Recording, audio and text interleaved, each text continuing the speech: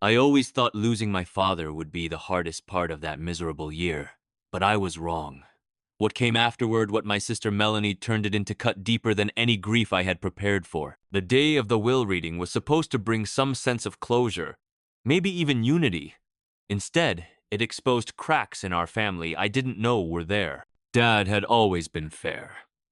He didn't play favorites, didn't hand out rewards for convenience, and didn't bend to guilt or pressure. Growing up, I was the responsible one while Melanie was the creative spirit, as Mom liked to call her, which was a polite way of saying she chased chaos like it was oxygen. Still, Dad never treated us unequally, and I never expected anything different in his will. When we sat down in the lawyer's office, Melanie showed up in a black dress, far too glamorous for a somber occasion. She carried herself like someone preparing to receive a crown rather than a final message from our father. I kept my eyes down, twisting my wedding band with my thumb to steady my nerves. The room smelled faintly of old books and lemon polish, the kind of scent that made everything feel heavier. The lawyer went through each section slowly, explaining every detail the way Dad would have wanted. Melanie received a substantial sum of money, the vacation cabin she'd always loved, and several valuable personal items. I received the family home, Dad's truck, and the responsibility of handling the estate's final matters. It was fair exactly the way Dad had always tried to be. But fairness wasn't what Melanie wanted.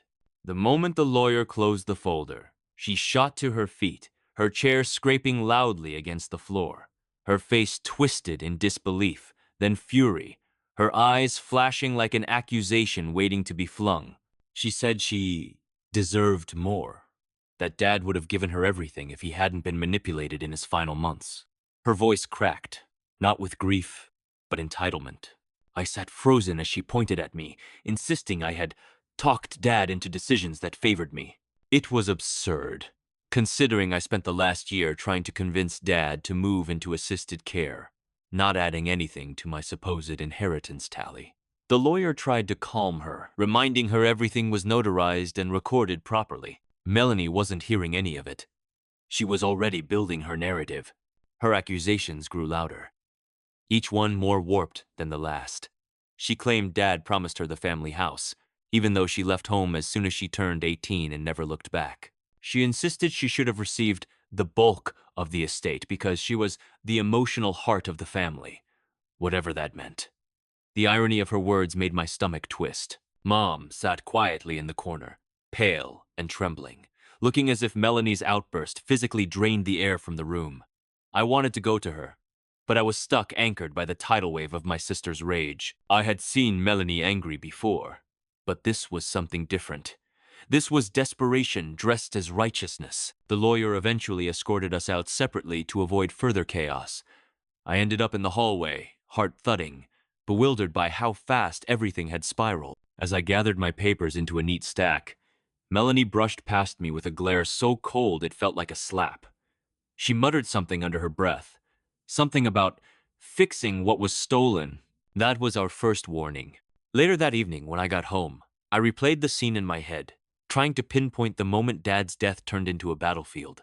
The more I thought about it, the clearer it became that Melanie's anger didn't come from grief, it came from expectation. She hadn't just hoped for more, she had counted on it. The sense of entitlement radiated off her like heat from asphalt. My wife, Emily, listened patiently as I explained every detail. She sat beside me on the couch, her hand resting on mine, her brow knotted in concern. She'd always sensed a deeper, more complicated tension between Melanie and me, one I tried for years to overlook.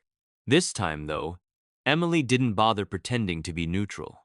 She said something I didn't want to believe, that Melanie wasn't done with this fight. Her tone was soft, but her intuition had never been wrong before. And as much as I wanted to dismiss it as an emotional reaction to a terrible day, a knot of dread formed in my gut. Because deep down I already knew Emily was right, and things were about to get even worse. The next morning, Melanie was already in motion. She called relatives, texting every cousin and aunt she could think of, painting me as the villain who had manipulated Dad in his final months. Each message was dripping with drama, accusing me of greed and betrayal. By the time I saw the first wave of responses, My inbox was flooded with sympathy for her and thinly veiled suspicion toward me. It wasn't just words.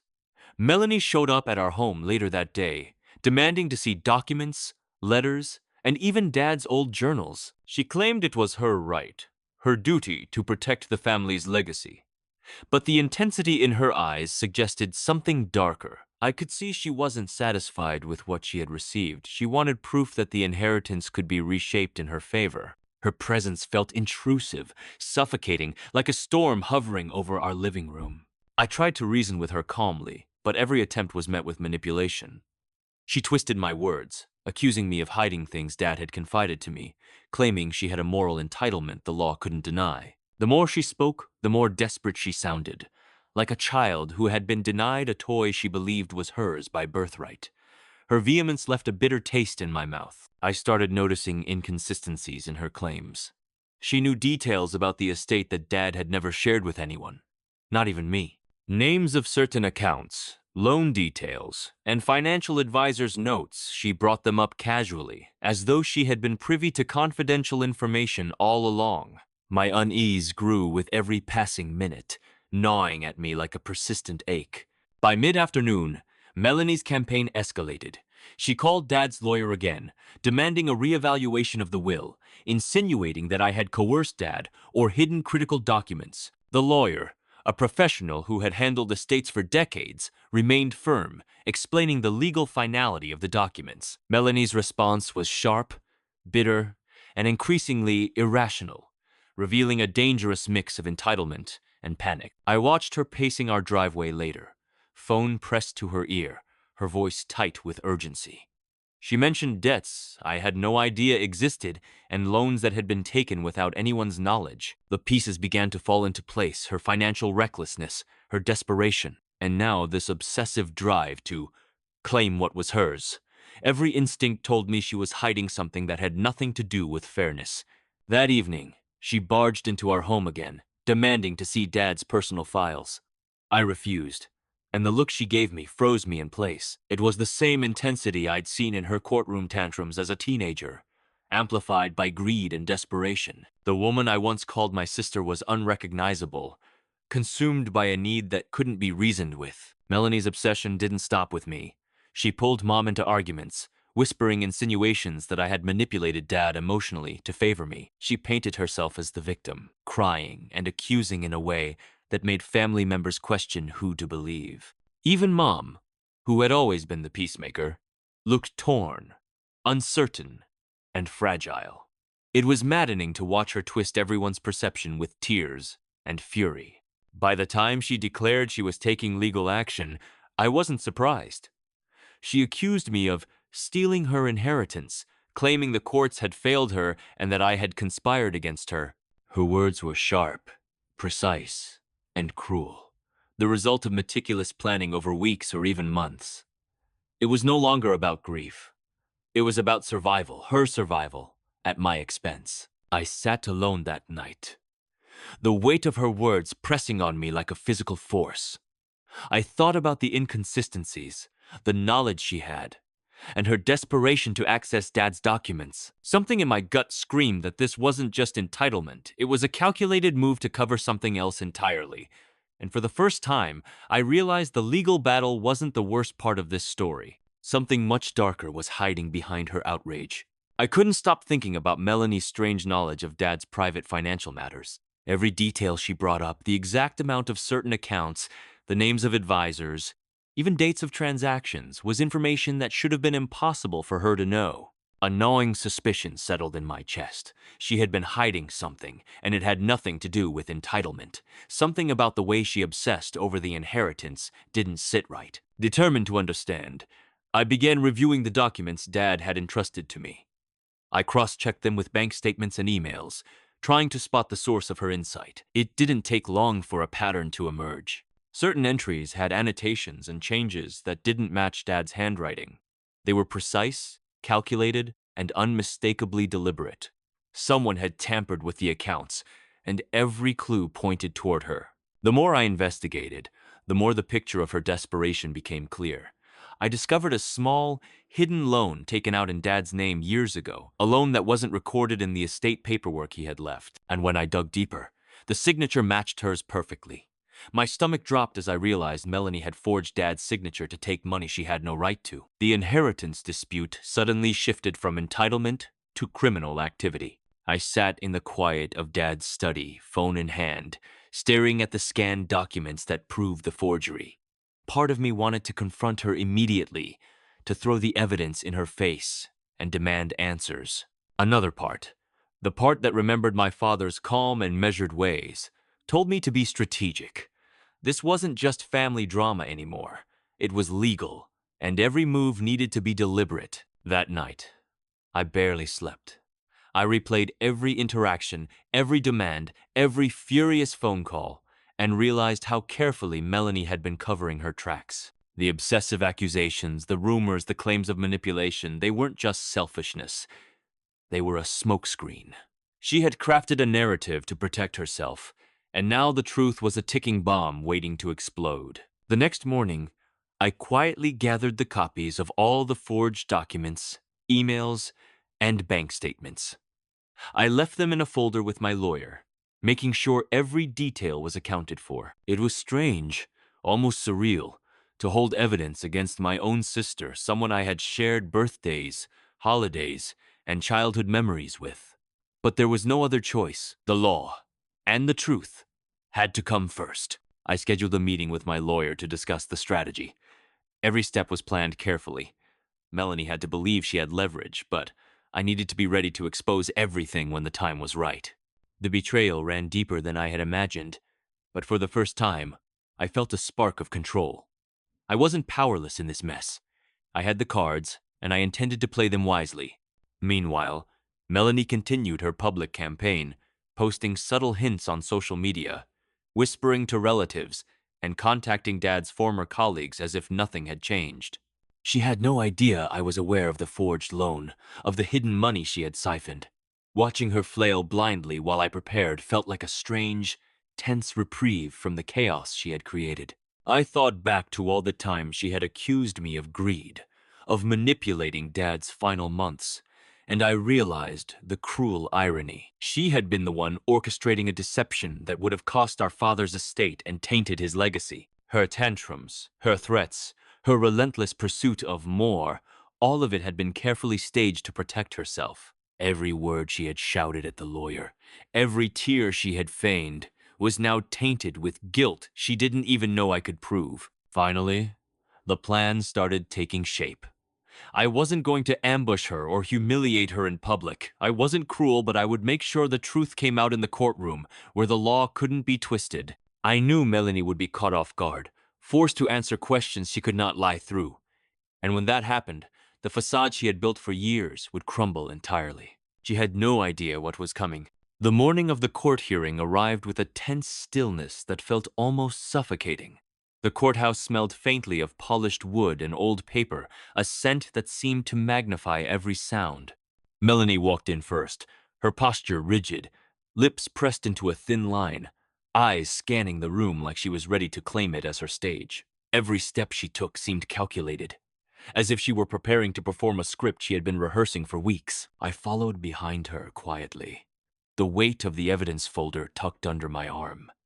I could feel Emily's hand on my shoulder, grounding me, reminding me that I wasn't facing this alone. My palms were clammy, and my chest tightened as I considered the storm that was about to erupt.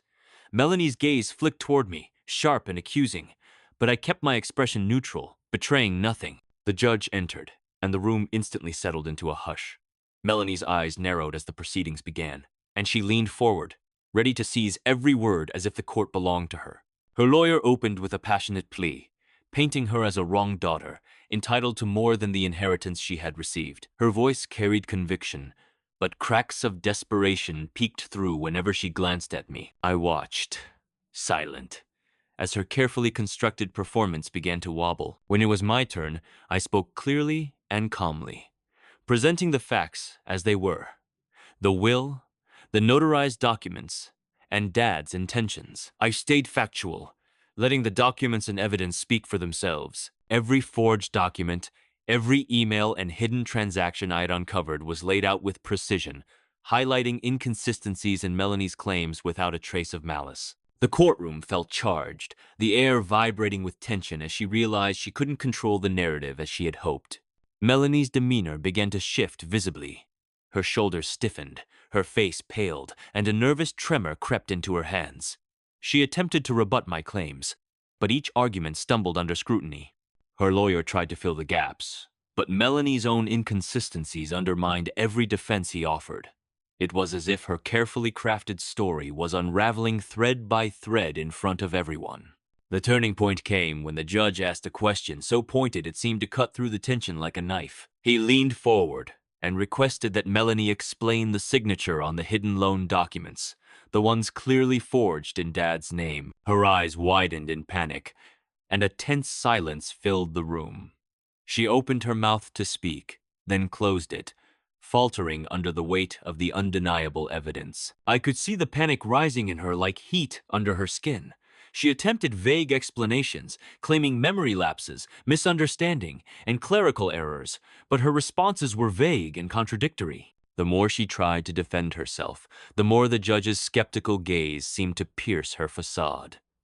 Each denial fell flat, every half-truth making her position weaker and more precarious. My lawyer gently nudged me as the judge continued, asking precise questions about the forged loan, the dates, and the transactions she had attempted to hide. Melanie's voice wavered. Sweat beaded on her forehead. She tried to pivot, attempting to accuse me of exaggeration or misinterpretation, but the documents spoke louder than her words. The courtroom felt like a stage, and she was trapped under a spotlight she could no longer control. For the first time, I allowed myself a small sense of relief. Every shred of evidence I had meticulously gathered was now undeniable in the eyes of the court. Melanie's temper flared briefly, a mix of frustration and fear, but the law had a gravity she could not escape. Her performance, so carefully polished for weeks, had crumbled entirely before the fact. And in that tense silence, I knew the moment of truth was imminent. Melanie's face had gone pale as the judge leaned forward, eyes sharp and unwavering. He asked the single question that would determine everything. Whose signature was on the forged loan documents? The courtroom held its collective breath as she fumbled, attempting an explanation that made less sense with every word. She stammered, her carefully rehearsed story unraveling like a spool of thread pulled too quickly. Her lawyer tried to intervene, insisting she needed time to clarify, but the judge was unmoved. Each excuse Melanie offered contradicted another, exposing gaps and inconsistencies she could no longer cover. I watched, heart hammering, as the sister I once admired became a figure of panic and shame. The realization that the truth was about to surface hung in the room like an electric charge. Finally, the judge's patience broke. He pointed to the documents, then to Melanie, and demanded a straight answer. The intensity in his voice left no room for manipulation. She opened her mouth, closed it, then stared down at the table, helpless and cornered. It was over. The evidence was undeniable. The forged signatures, the hidden loans, and the emails she had tried to obscure were all in plain sight. Melanie could not explain them, could not justify her actions, and could not claim ignorance. Every accusation she had thrown at me now came back to her, leaving her exposed and vulnerable in a way she had never been before. The judge ruled decisively. Melanie's claim to a larger share of the inheritance was dismissed, and the legal consequences for her fraud were made clear. Her attempts to manipulate the court and defraud the estate had failed spectacularly. Relief washed over me in a strange, heavy way. Not triumph, not joy, but the quiet satisfaction of justice finally being served. My father's wishes and his legacy had been preserved. As the courtroom emptied, I stayed behind for a moment, absorbing the aftermath. My mother looked at me with a mixture of relief and sorrow, silently acknowledging the burden I had carried to protect the family's name. Emily's hand found mine again, steady and reassuring, her presence a lifeline through the emotional wreckage. The tension that had built for months began to ebb, leaving a cautious calm in its place. Melanie, escorted quietly by the authorities, avoided looking at me. Her anger, humiliation, and panic were visible in the tight lines of her face and the shallow, hurried breaths she took. I didn't feel satisfaction watching her leave. It was too raw, too complicated for triumph. Instead, I felt a profound exhaustion, as though a weight I hadn't realized I carried had finally lifted. Weeks later, life began to return to a semblance of normalcy. I took over the responsibilities of the estate carefully, honoring Dad's wishes and making decisions that reflected the fairness he had always tried to uphold. I maintained distance from Melanie, allowing the legal system to handle the consequences she had brought upon herself. It was painful, but necessary, and I understood that healing sometimes required space and boundaries, even with family. I started journaling again, recording the events that had unfolded, the lessons learned, and the emotions that had coursed through me. Writing helped me process the complex mix of grief, betrayal, and relief that had defined the last few months. Emily encouraged me, reminding me that I had acted with integrity when it mattered most, and that the weight of responsibility had been balanced by the truth. Slowly, the anxiety and tension that had gripped my chest began to ease. Months passed, and with time, the sting of betrayal faded into a muted memory. I found myself able to think of Melanie without immediate anger, though the disappointment remained. The court had delivered justice, the inheritance had been secured, and Dad's legacy remained intact. I finally felt the subtle, quiet peace that comes when truth is recognized and wrongdoing is corrected. And sometimes, when I sit in the quiet of the house that once belonged to Dad, I catch myself smiling at the thought that justice had been met. It wasn't dramatic revenge or public humiliation. It was simple, steady, undeniable truth. The weight of it settled gently in my chest, a reminder that even in a family fractured by greed and deceit, honesty and integrity could prevail. And for the first time in months, I felt the kind of relief that came not from winning, but from knowing right had been served.